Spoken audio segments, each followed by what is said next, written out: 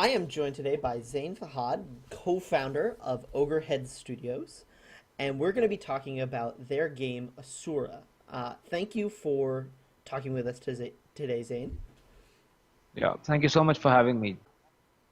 To begin, for those who are not aware of what Asura is, why don't you give us a pitch for the game and why people should be interested?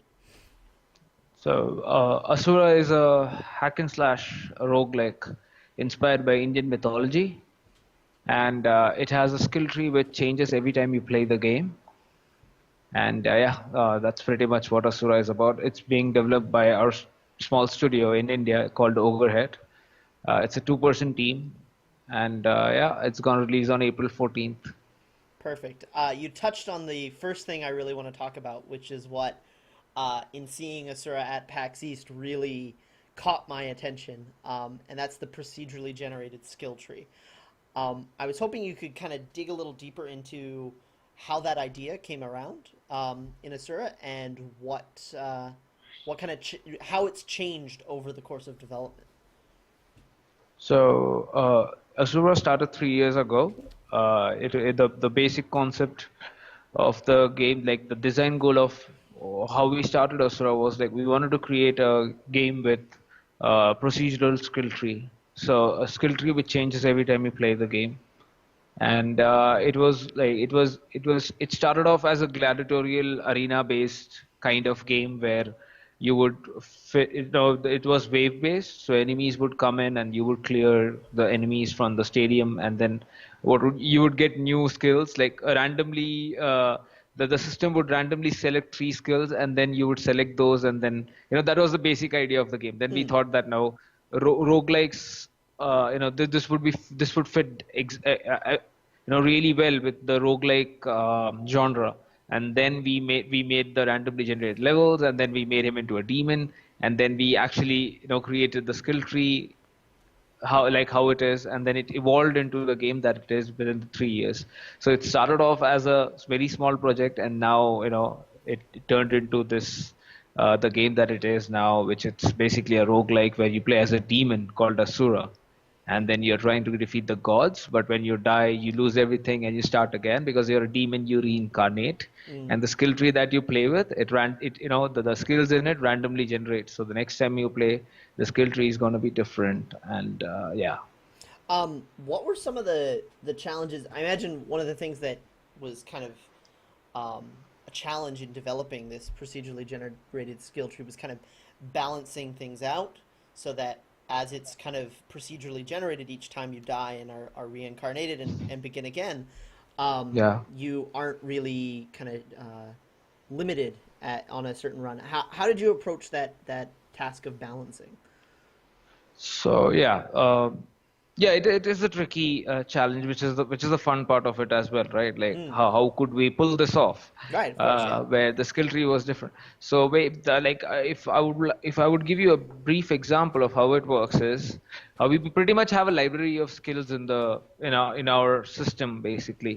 So the game has, like, at this point of time, the game has 82 skills, passive and active included, and it has four branches. Like four branches, when I say four branches, it means like four classes. Mm. So it has the warrior class, which is called as Yodha. It has the mage class, which is the mantra. It has the agility class or the rogue class, and then Mm. it has the health class, which is like not the health class, but the constitution class, Mm. which is the paladin class, which we call as Bal. So what happens is these are the four main categories, and the skill tree has like for these four branches. And then inside that there are, like, you can divide it as like 20 skills that we have made pre-made inside the system. And what the skill system does is it takes out from the library, and then it allocates to the what do you call it, to the slots basically. Mm. So and the way we have balance, see, it's a roguelike, right? So when you die, you lose everything, you start again. So we exactly know, it's basically you start from level zero all over again. So which really helps us balance the game, because we know that when you die, you're not going to begin from in between. So that's one of the ways how we, it's easier for us to balance. And the game is pretty much skill based. It's not like stat based. Mm. So even if you have like really amazing spells and what do you call abilities and stuff like that, you still have to juke yourself out of enemies. Right. And it's not like Diablo where you hit, they hit, you hit, they hit. It's all about like, it's not all about stats.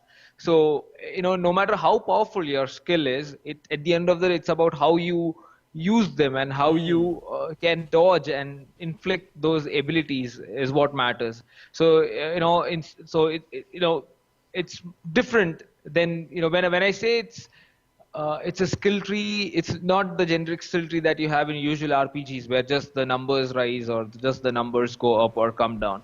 It's more about how you can use it. That's what we have based the game upon. So balancing in that sense has been easier also Mm. because of the genre, because of the kind of gameplay that we have. So yeah. But Cool. the more once you play the game, that's how you definitely would understand like how it works. I mean, obviously, and yeah, it's difficult to kind of explain like how we have balanced the game because at the end of the day, yeah.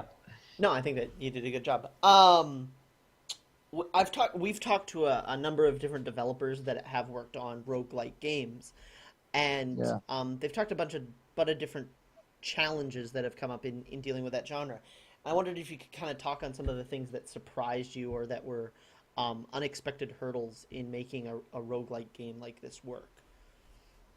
Yeah, so yeah, the biggest challenge like roguelike games have like usually roguelike when you say roguelike games, the true roguelikes have turn-based like the turn-based Mm. what do you call it? The mechanic, right? Like Yeah, turn-based you combat. Yeah. attack, they attack, you attack, they attack. What we wanted to do was like we had this certain design goal where we said that it has to feel as if it's turn-based, but it should be real time. So what happens in turn-based is like when you attack, like there is a calculated system over there, right? Like for Right. example, enemy has 5 damage, you have 10 damage, you will kill enemy in one shot. You know this will happen, Right. and yeah, there are some armor values and stuff like that. But for the most part in roguelikes, before if you see an enemy, you know that I will deal this much damage to the enemy will deal this much damage, and then that's how you. It's like a puzzle come Yeah. RPG at the end of the day. A Yeah. roguelike Yeah. is, Yeah. but we wanted to do that in a real time system. So that was one of the most challenging parts. So what we did was we introduced stamina system in the game. So our game has stamina like Dark Souls. When I say stamina, Dark Souls come in my Yeah. mind. So what happens is like you can't just spam it's a real time game, but you still can't spam your way through it. So and the room like when you enter the room like one of the dungeons or the dungeons have various rooms which are built randomly inside the game. So when you enter, it turns you into an arena, and then you fight tactically, but it's real time. Mm. So that was one of the most challenging stuff for us, like how we cannot make this more like more like just spamming, just stat based, but we wanted to make it more into a game where it was more skill based than Mm. stat based, where you would dodge enemies and then you would hit, because that never gets old. Like even if you are really good at it, you still can die if it's not just stat based, right? Because Right. you die, you lose everything, you start again, you don't know what you will get. That's an added advantage of roguelikes, but here the skill matters. You don't know how the enemy will attack sometimes, how the attack patterns would be, and that's where we are focused on more than the stats. And that's what was really challenging for us, more than the skill tree being balanced or stuff like that. Like how we can come up with enemies which can have these kind of patterns, and how we can make like certain skills or weapons which will be fun to play no matter how no matter how many times you play, because replayability is one of the factors of roguelikes. Sure. So yeah. Perfect. Turning from Asura to your history as a dev, um, what what is your story on how you got into independent game development? And especially, you've written a little bit about the game development scene in India, and I'd love for you Hmm. to kind of touch on that in kind of a short form and how your growth as an independent game developer has kind of affected that and your experience in that part of the world, a part of the world that in seems a little underrepresented in the independent Yeah. game scene. Yeah, so I started in the game industry in over here when I was 19. I started off as an artist primarily. I was a character artist. So I used to make, basically what my job was to make characters for games. So, and in India, like when I started off, I was told in companies that I would be working on the place, like the big PlayStation. Like India is known for its services. India is known for its the services which we provide to the AAA titles, or which we provide to the companies in the West or throughout the world, in Europe and stuff like that. And I was told that I would work on a independent project, like a project in the company itself for PlayStation and consoles and stuff like that. But the more so I joined the company, the more the more I was in the scene, the more I realized that it was never going to happen. It was never going to happen where we had our own IPs. We would always be working for other companies, and and another problem was, like, we used to never get any creative decision power. Like we used to just be a cog in the big wheel. Anyways, everyone works as a cog in the big wheel, but at least, they get the some kind of creative call, or at least be a part of a team or something like that. But over here, it was just like, okay, some random person would give you a brief about a character that you have to make, and then you would make, and then you'd send it, and that was pretty much your job. And you don't feel like a part of a game team or a creative team, or and then so I did that for 2 years. It was a great learning experience for me, but after a certain period of time, you get bored of it. And there was this point in time when I don't remember who, my sister or someone that very close to me asked me, like, why do like why don't I play games from India?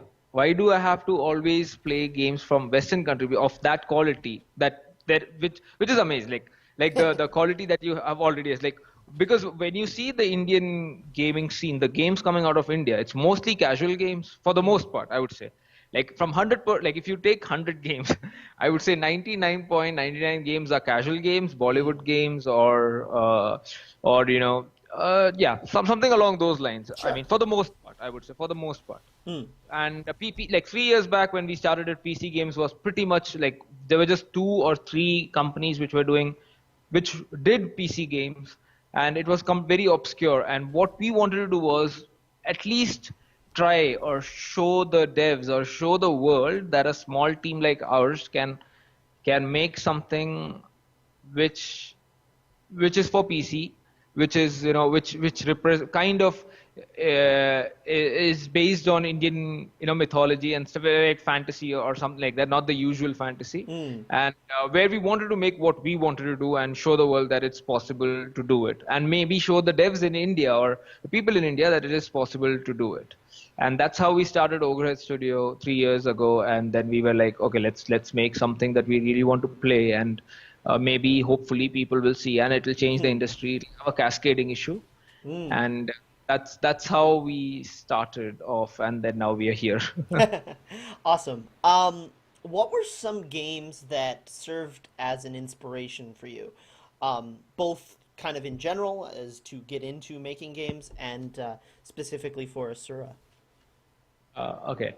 So, okay, before anything, as a kid, I used to play a lot of games, of course. But I used to play a lot of RTS. I used to play a lot of Blizzard, like Warcraft, and then Age of Empires, Age of Mythology, the ensemble games, the Total War games. And I was a big lore nerd everywhere.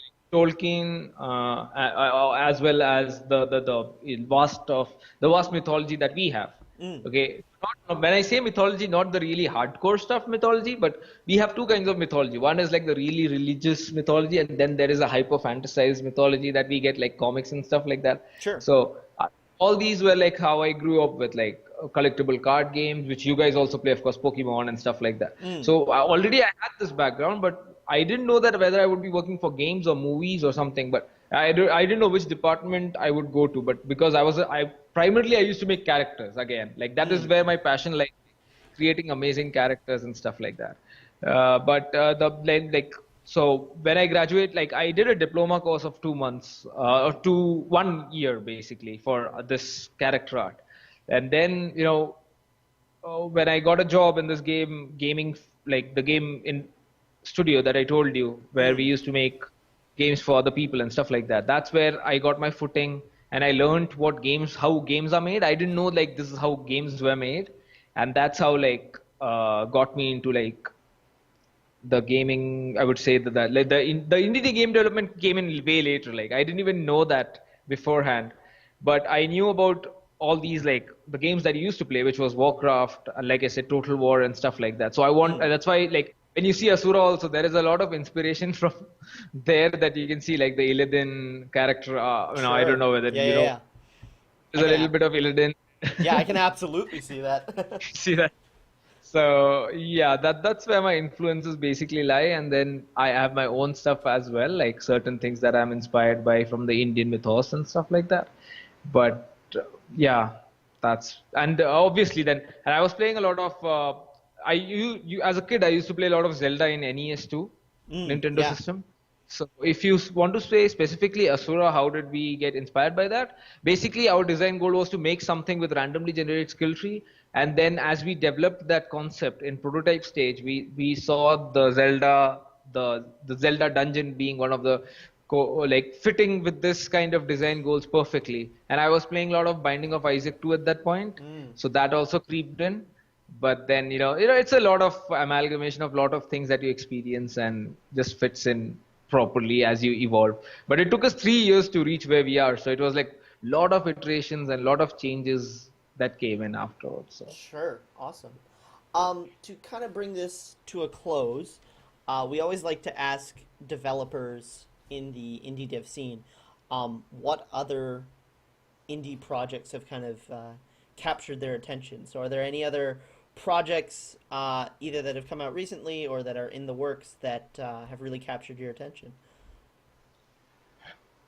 you mean from anywhere or Anywhere, just? anywhere, any stage, just something that has sparked your imagination and kind of So you. I'm like again I'm a big Blizzard like it's weird to say that you're an indie and you follow Blizzard so much, Mm, but that's just how yeah, yeah. that's just so do you know Bonfire Studios? These guys from Blizzard who left, they started their own indie studio. It's called Bonfire Studio, and I'm really looking forward to what they're coming up with. They just released some of the GIFs or GIFs, or however you call that, from their game. And basically, if you know Rob Pardo Mm, or Chris Carpenter, these are all the guys who worked on one of my favorite games. So they left Blizzard and then they started their own company. And I've been lurking or stalking their websites and stuff like that because I know the art that they do and I know the work that they do. But yeah, that's pretty much what I'm very excited about. Like, what will they come up with next? But apart from that, there are some very cool stuff happening in India as well. Like there is a game called Raji, which was announced like 4 months back by my friend. It's an I think we don't know what it is. There's just a announcement trailer or a reveal trailer which came out. It's basically a game, an action adventure game where you play as a girl who's finding her brother or something like that. But again, it's based on Indian culture or mythology that they themselves created, like how we did. mm. But it's an action adventure. That's one. So there are certain interesting stuff happening in India as well at this point of time. There's Antariksha Sanchar, which is again a point and click game. So people are really coming up with very creative stuff here as well, which is what we are looking forward to because again we want to create a community over here as well. And yeah, man, that's pretty much it. Perfect. Well, Zane, thank you for talking to us a little bit about the history of your studios, Ogrehead, and about Asura and what went into it. Asura will be available on the 14th of April on Steam, Yes. Humble, and GOG, and you can find Yes. links to more information in the description below. Thank you again for talking with us. Thank you. Thank you, Jacob. Thank you so much for having me.